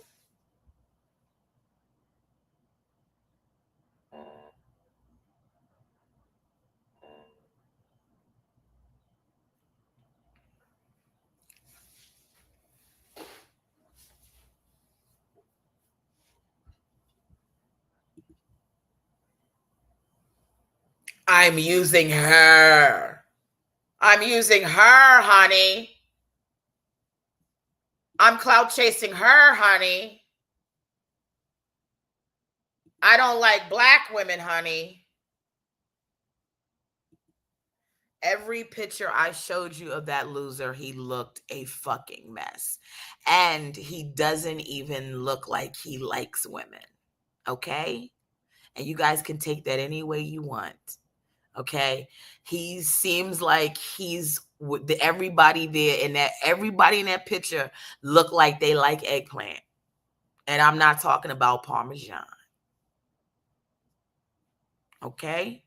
So the fact that he would even open his mouth, he looked like a starter kit for a Dominican.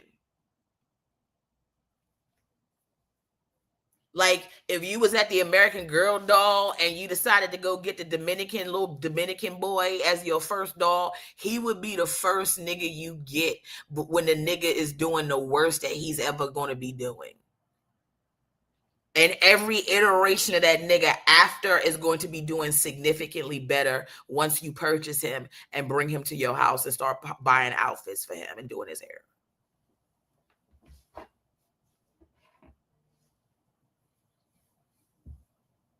Amani, thank you, my love, for my Cash App. Thank you, baby.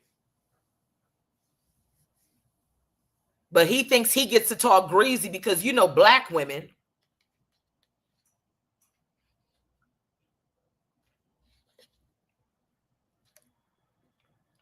Them black bitches ain't shit.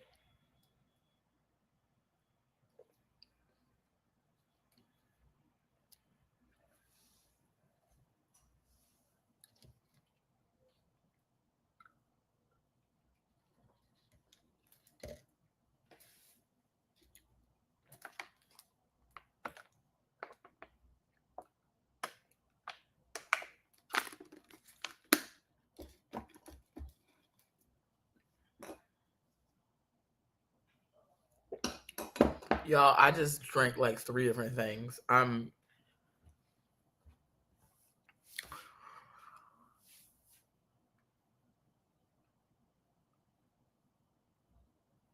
Oh, let me see. Okay, I might be missing some. I'm sorry, guys. Let me go in and look at my Cash Apps. I'm sorry, babies. Yes, Valerie, I did. Thank you. Thank you, my love. I did. Thank you. Yeah. And Amani, thank you. And Nicole, thank you. And Jay, thank you. And LaDonna gave as well. Thank you. I don't know if I said Sarah earlier. Sarah gave for a live. And James gave for one of my lives. So thank you guys so much. I feel like I got a lot off my chest. I feel like it just really just dawned on me. I've made so many changes and God's blessed me and I still have so much work to do. And I still got a lot of things that I'm struggling in, but God has really blessed me, you know, to start looking better and feeling better and all of these things. And I realized like all the things that I thought needed to be in place for me to really find love, it doesn't matter. It doesn't.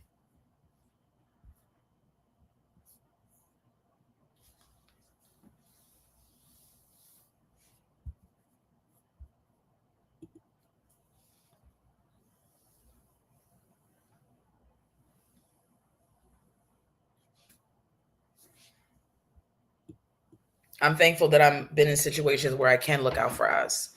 I hope that any Black woman that is in my position or in positions even better than mine, when they are in those spaces, that they look out for Black women. It seems like everybody is fine with white people looking out for white people and white men looking out for their special interests. But anytime anybody else wants to do it, especially a marginalized and underserved community, that all of a sudden people have a problem.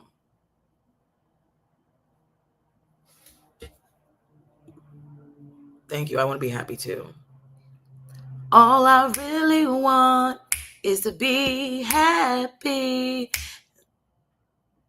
Oh no, no, you lost me with the husband that deserves you. I appreciate you though. The way I'm not wife material. And nor am I trying to be. But thank you. Thank you. You know. Mm-hmm. Trust me. There hasn't been created a man that could get me into marriage. Let's put it like that. So, and if he is created, I haven't run across him. But I'm totally fine. I was one of those girls that was like, you don't want to get married? I remember one of my girlfriends was like, yeah, are you trying to get married, girl? I was like, oh my God, like, of course you're going to get married. I'm like, why wouldn't you want to get married? I just knew I was going to get married. Honey. And the way I'm so glad I never did, or I haven't up until this point. Because God knows you never know what'll happen in life. But I mean, to really be fair to myself, I mean, I think marriage is something that should happen when you're older anyway, because I think people start to lock down so fast. You know what I mean? Like, I think that's why some people are looking younger now. Like, people start locking down. Like, back in the day, people would get married by the time they were 16 and 17 and 18 and shit. Imagine you get married that young, have children. You've already started a whole new life and you barely lived the one you had. Like, you didn't get to enjoy any of your fucking youth. Like, I know they want you to think, oh, poor Yum, she ain't nothing but a Spencer. She ain't got no man. She 46 years old with no husband. The way I'm like, okay with that. I really would. I mean, it's like, I mean, I don't want to prove you right? Because, like, why would I want to be miserable like that? I don't. The way I'm glad that I get to prove you wrong, but it's like I'm not even doing it to be like, be nana boo boo with it. I'm just like doing it because you keep telling me that I'm miserable, and I keep trying to tell you I'm not. I'm the way I'm so glad that I thought I was going to be a bride. I used to get bridal magazines in the mail. I can't believe how lame I was. I was still in school. I'm like 15, 16, getting bridal magazines. This bride magazine and planning our wedding, and I'm gonna have my honeymoon here, and we're gonna get married here, and here's gonna be the color the bridesmaid. I really was out here like a fucking lame, bro, planning a fucking wedding, bro, like a loser. And what I'm telling you is I've been that girl, so I'm not here, even though I just said I was a loser then, I'm not here to shit on the girls who believe in that and like who want that. But what I'm telling you as a woman who has made it to her 40s without children and without a spouse, there's so many things that I know I'm able to experience that my girlfriends who have kids and a man can't experience or won't be able to experience. I don't care how fucking free and how awesome he is, and he's you know, he lets me do what I want. I don't care how much they say. There's a freedom that I have as with no children, no man. Like, I want to be a mother, but the way I'm so glad I ain't got no kid asking me nothing right now is insane.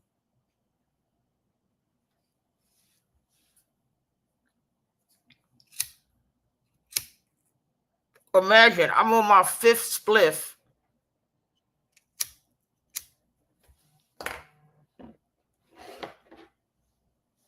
Yo, I'm on my live. Just meet me on the corner of you know what and you know what in 10 minutes. Well, how long is it going to take you to get? Yeah, no, I'm going to get off it. What? Are you on the corner? I know, but are you where we supposed to meet? Okay, well, get over there. Yeah, meet me there. Okay, all right. Like 15 minutes. Okay, all right, cool.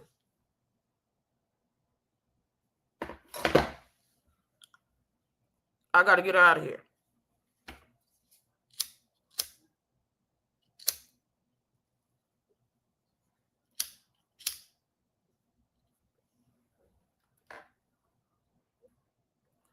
I'm on my 5th spliff. You think I got time for some kid being like, mommy, mommy, mommy, mommy, mommy. Mommy, mommy, mommy, mommy, the cornflakes. Mommy, I want some cornflakes. And I'm up here trying to get high. Nigga, cornflakes. You better come over here and learn how to roll a joint.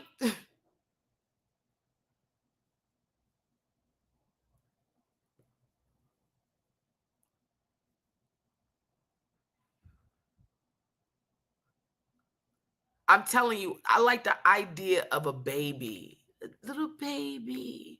But I don't want to be bothered with watching these niggas grow up. Mm-mm.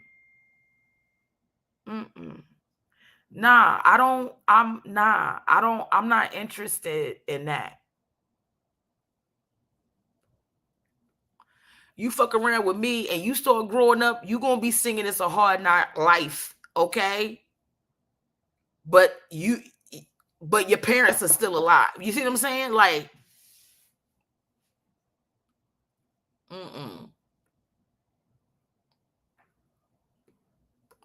hey, babe, you know what I do with my socks? Nigga, you also need to come in here and learn how to roll joints. Because what would make you think I know where your socks is at? Would I look like a sock bitch? Now, I had no idea that when I got with your ass that I was getting with a dumb nigga that don't know how to find out where the fuck his socks is at. So that's what you telling me. You a type of nigga, you can't find socks. You have no clue where the damn socks could be.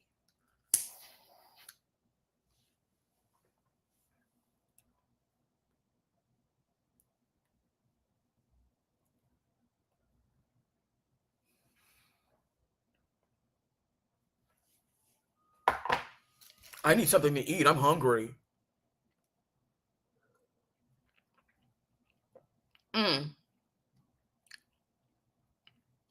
I went to Trader Joe's and I got some of them dumplings you like. Go ahead and pop them in the microwave. I think you could do them like on 130.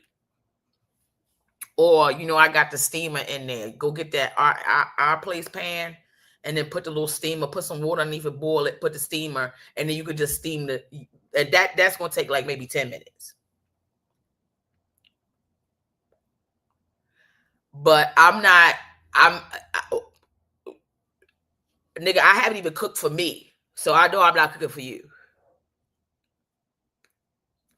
I haven't even cooked for our kid. You see what I'm saying? Like, the order, the way that I'm going to cook for niggas is first I'm going to cook for the kid because the kid can't cook. Then I'm going to cook for me because why wouldn't I cook for me? Because if I don't eat, then don't nobody eat. Right? And then you the last nigga I consider. Right after I worry about if the cats have had anything to eat today. Because the last time I checked, you was grown enough to fuck me and get married to me. So I know you grown enough to get some food in your fucking system without asking me to help you with that. And that's exactly why I'm not wife material, ladies and gentlemen, because that's how I talk to niggas.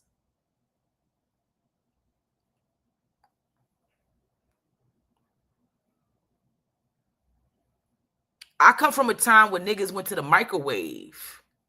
I don't know where these niggas is getting off asking for damn home cooked meals. Nigga, we all went to after school programs and we were latchkey kids.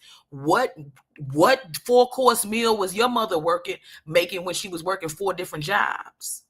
You did not come home to no full course meal. You came home to kid cuisines just like I did, you did. We all had to go to the microwave, pop the shit in there, get the brownie out after a minute, put the shit back in there, and then get the shit out after 4 minutes. We all pop kid cuisines in the motherfucking microwave, nigga. Who was making these spectacular ass meals for you?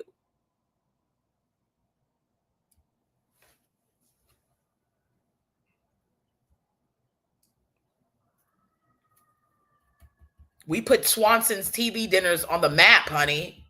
And I was just getting ready to say Popeyes. I was just getting ready to say, we was the Popeye generation.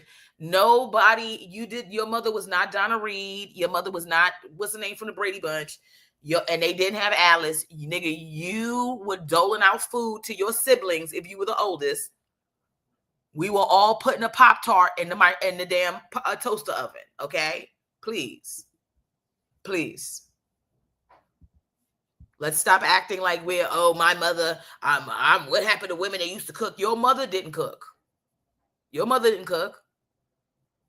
worked at the plant because your daddy left. Yeah. Your mother was over here getting a government job because your daddy left. Yeah, your mother had to learn how to do hair out the house because your daddy left. So your mother didn't have time to do no damn cooking.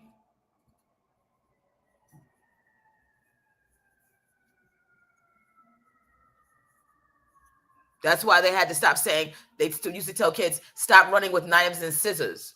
In our generation, they just said, stop running with scissors because they couldn't tell us to stop running with knives, because if we couldn't use knives, we wouldn't be able to cook. How many of us had to use a knife to pick apart frozen hamburger meat? We were doing shit like this and we were 7 or 8 years old. Cutting up onions and shit and reading notes. There was nobody there for us. I'd love to see your mother. I mean, your mother knows how to cook because she likes to eat, but your mother didn't learn how to cook so she could keep you niggas alive. Your mother just happens to know how to cook. But it's not because she was out here making all these meals. Your mother can only make a good meal maybe on Sundays and for Christmas and Thanksgiving. That's the only time your mother's over here ordering pig feet and chitlins and all this other shit. But other than that, nigga, your mother was telling you, leaving you a note saying, I'm going to be home late because, your father left, so I have to work another shift. And I need you to pop this kid's cuisine in the microwave for you and your brother. And make sure you brush your teeth and take a bath, because I won't be home before that. And make sure you turn the lights off at night. Your mother had a whole program for you, and it did not involve you seeing your mother at all. You didn't even see your mother. Some of you niggas only saw your mother on holidays. Everything you heard from your mother was a note. Your mother got to leave before you get up in the morning, and your mother doesn't come back until after you sleep. You raised your siblings. And you have the nerve to act like, I need a woman who can, like my mother. Your mother was Laverne and Shirley. Your mother worked at a Pepsi Cola factory, putting bottle tops on Pepsi Colas because your daddy left. So please,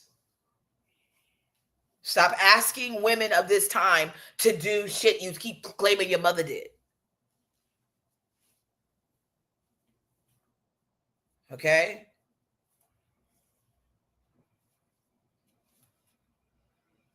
Your mother listened to Parliament and the Funkadelics. George Clinton and the Funkadelics, okay? She didn't listen to Chevy Checker and all of them. Chevy Checker. She listened to the Gap Band. Your mother's not.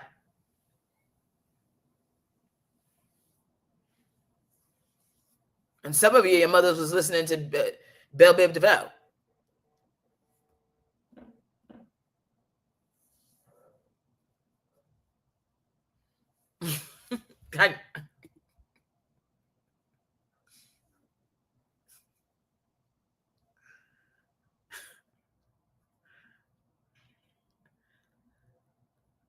I grew up well, so I didn't, but I heard about the cheese. I heard about the cheese, and I didn't know about the mayonnaise. I heard about the cheese, and I heard about the bologna, I think. But I used to love making jelly and mayonnaise sandwich. Please, it was crazy. Because my grandmother used to make these BLTs, and she put the mayo, put a little jelly, but then I didn't know how to use the frying pan, so I could only put the okay, you know. But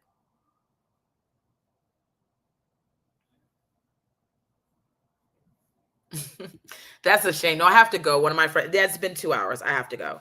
But I've enjoyed you guys. I love you. Thank you to everybody who sent me a Cash App or a Venmo. Thank you to everybody who came and stayed the whole time, or even if you just came in late. Also, shout out to my replay gang. And I hope you guys enjoyed this. I love you. I'm sorry I'd been away for a little bit, but I'm back on the streets. God bless. Love you. Bye.